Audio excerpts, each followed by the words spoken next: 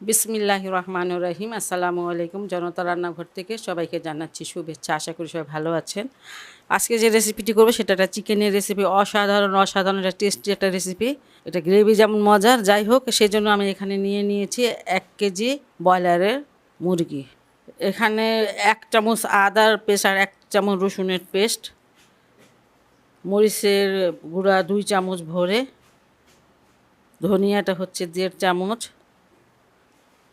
হলুদের গুঁড়া 1/2 চামচ, আর এখানে কিছুটা গরম মশলা আছে, একটা ছোটো তেজপাতা, আর এই যে এরকম 4টা স্টিক দারুচিনির, এলাচ দানা এখানে 5টা। এখানে জিরার গুঁড়া সেটা 1 চামচ, এটা ভাজা জিরার গুঁড়া। এখানে দই আছে, এখানে 3-4 চামচ টক দই দিয়ে দিলাম। আর এখানে আমি 250 গ্রাম মানে কাঁচা পেঁয়াজটা কুচি করে কেটে তারপর বেরেস্তা করে নিয়েছি। আর এটা তো অবশ্যই বেরেস্তা দেওয়া লাগবে, আর সেটা দিয়ে দিচ্ছি কিছুটা। এখানে সবটা এখানে দিব না, পরে দিব। দিয়ে দিলাম স্বাদ অনুসারে লবণ দিয়ে দিলাম, আর 1 টেবিল চামচের মতন দিয়ে দিলাম তেল। এটা যে তেলটা বেরেস্তা করেছিলাম সেই তেলটাই। আর সব কিছু এখন মেখে নিব।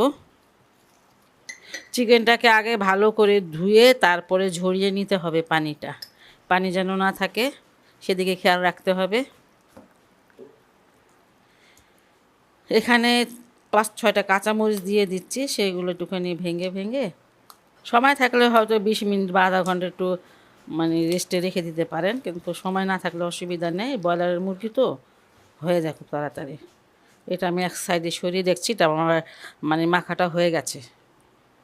রান্নায় চলে আসলাম, আর এখানে আমি সেই বেরেস্তার তেলটা এখানে এখানে 1/2 চামচ হচ্ছে মরিচের গুঁড়া আর 1/4 চামচ হচ্ছে হলুদের গুঁড়া।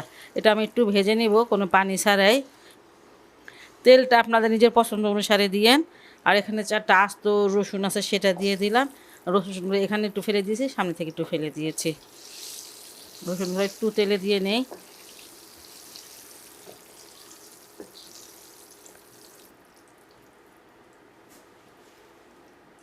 একটু ভেজে নিয়েছি, আর এবার আমি দিয়ে দিব চিকেনগুলো। বিসমিল্লাহির রহমানির রহিম।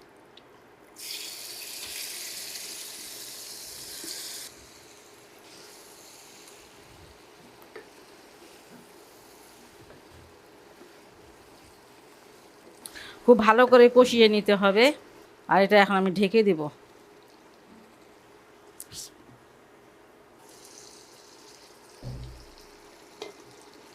আমি এই চিকেনটাকে প্রায় 12 মিনিট কষিয়ে নিয়েছি।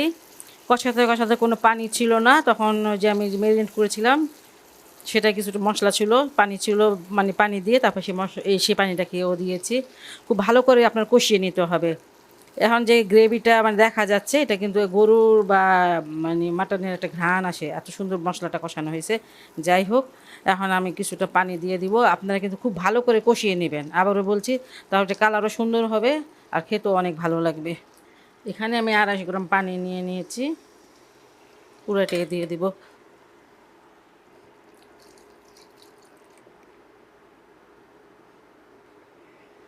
মোট 300 গ্রাম পানি দিয়ে দিলাম। বলক আসা পর্যন্ত আমি এটা ঢেকে দিলাম। 5 মিনিট পর আমি আসলাম।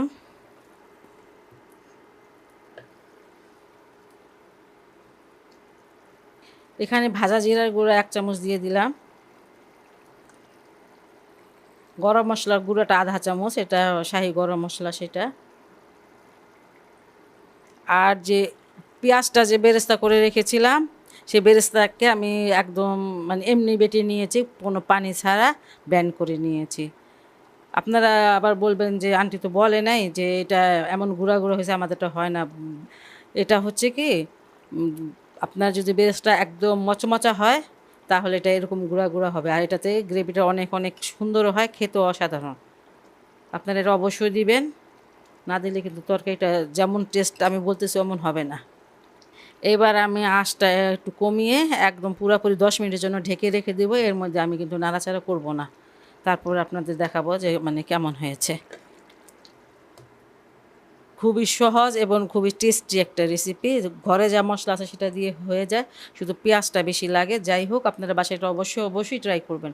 আর যদি ভালো লাগে আমার এই রেসিপিটি, তাহলে অবশ্যই আমার চ্যানেলকে লাইক, কমেন্ট, সাবস্ক্রাইব করবেন।